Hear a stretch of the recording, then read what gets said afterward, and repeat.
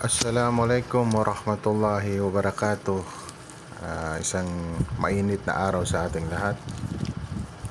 Ngayong araw po ay nandito po tayo sa ating farm. Nato. So kung nakikita niyo natin mga kasama dito, sobrang naiinitan po sila. So ito yung merienda namin, watermelon. So ay nag-start po tayong magtanim ng ating mga pananim na palm oil seedlings. So umaabot po yung init ng panahon, nasa 45 degrees po yung kasalukuyang temperature po natin ngayong araw. So ayan, kailangan natin palaging hydrated.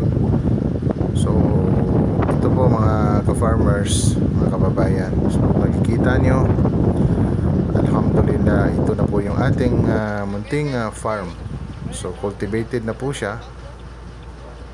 Ito po yung unang itinanim namin. So ayan, so ang distansya po natin ay nasa lampas 9 meters po, 9.10 to 9.20. So ayan po yung ating bakod. Nakaposte po tayo with alambre. So ayan, so maganda po yan. Ang purpose po nito para mabantayan po yung mga alagang baka at mga alagang kambing na pumapasok sa ating farm. So yun po yung purpose ng ating pagbabakod.